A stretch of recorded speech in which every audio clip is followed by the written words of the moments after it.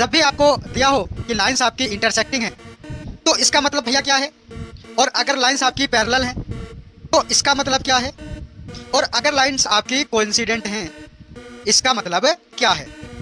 कि लाइंस आपकी intersecting lines हैं तो आप कहोगे कि उस फर्स्ट और सेकंड इक्वेशन में, फर्स्ट इक्वेशन में x का coefficient a1 upon second equation में x का कोफिशिएंट a2 इक्वल नहीं होगा किसके, फर्स्ट इक्वेशन में y के कोफिशिएंट b1 और सेकंड इक्वेशन में y के कोफिशिएंट दैट इज b2 के इक्वल नहीं होगा। और इसका मतलब क्या होगा भैया, इसको बोलते हैं हम कि हमें सॉल्यूशन मिलेगा। कितने सॉल्यूशन मिलेंगे, एक सॉल्यूशन मिलेगा, वो भी आपका यूनिक होगा।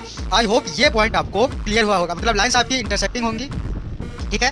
कब, जब a1 upon a2, a1 upon a2 क्या है, बेसिकली जैसे हम एक सपोज इक्वेशन लिखें, सपोज हम एक इक्वेशन लिख रहे हैं a1x ना, मेन इक्वेशन ही लिख देते हैं क्या, जैसे 3x plus 2y minus 5 equal to 0, suppose ये हमने एक इक्वेशन लिख दी। दूसरी इक्वेशन लिख दी plus 3y minus 6 equal to 0, second equation लिख दी। तो फर्स्ट इक्वेशन में x y क्या लिखा है दैट इज 3, तो ये हो जाएगा आपका y के साथ मल्टीप्लाई में 2, इसका मतलब है y का हो जाएगा, और कांस्टेंट नंबर माइनस जिसको हम वैसे ही बात करें सेकंड इक्वेशन में तो x का कोफिशिएंट 4 है, ये आपका a2 हो जाएगा क्योंकि सेकंड इक्वेशन का है। वैसे ही सेकंड इक्वेशन में 3 है, ये आपका y का कोफिशिएंट हो जाएगा, और कांस्टेंट नंबर -6 है, ये आपका कांस्टेंट दैट इज c हो जाएगा। तो इसी से हम निकालते हैं कि a1 अपॉन a2 बेसिकली क्या है, जैसे 3/4 हो गया, b1 अपॉन b2 जैसे 2/3 हो गया, ये हम निकालते हैं, ठीक है। आई होप ये पॉइंट आपको क्लियर हुआ होगा। लाइंस अगर पैरेलल है इसका मतलब है कि a1 अपॉन a2 बराबर होगा b1 अपॉन b2 के, but not equals to c1 upon c2। कहने का मतलब है कि अपॉन a2 तो बराबर होगा बच्चा b1 अपॉन b2 के, बट c1 अपॉन c2 बराबर नहीं होगा, ठीक है।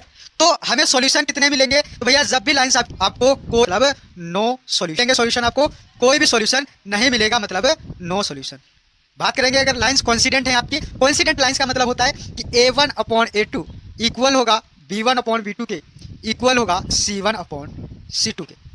और जब ये तीनों आपके सेम हो जाएंगे इसका मतलब क्या हो जाएगा, इसका मतलब होगा कि a1 अपॉन a2 इक्वल है b1 अपॉन b2 इक्वल है c1 अपॉन c2। इसका मतलब सीधा सा हो जाएगा कि भैया आपके कितने सॉल्यूशन होंगे, इनफाइनाइट मैनी सॉल्यूशंस हो जाएंगे, इनफाइनाइट मैनी सॉल्यूशंस आपके हो जाएंगे बच्चा, ये बात आपको ध्यान रखनी है। तो जब भी क्वेश्चन आपको बोलेगा कि आपके सॉल्यूशंस इनफाइनाइट मैनी सॉल्यूशंस हैं, तो आप बोलोगे कि लाइंस भैया कोइंसिडेंट हो जाएंगे, और उसके कोफिशिएंट का जो रेशियो होगा a1 अपॉन a2 बराबर होगा b1 अपॉन b2 बराबर होगा c1 अपॉन c2। जब भी बोलेगा कि भैया नो सॉल्यूशन है, पेयर ऑफ लीनियर इक्वेशन का कोई भी सॉल्यूशन नो सॉल्यूशन है, तो आप कहेंगे कि भैया कोफिशिएंट का रेशियो a1 अपॉन a2 बराबर होगा b1 upon b2 but not equals to c1 upon c2, और लाइंस आपकी कैसी हो जाएंगी, लाइंस आपकी पैरेलल हो जाएंगी। ऐसे ही जब बात करेगा भैया कि आपके पेयर ऑफ लीनियर इक्वेशन के लिए यूनिक सॉल्यूशन है, इसका मतलब होगा कि कोफिशिएंट आपके a1 अपॉन a2 बराबर नहीं होंगे b1 अपॉन b2 के, और लाइंस आपकी इंटरसेक्टिंग हो जाएंगे।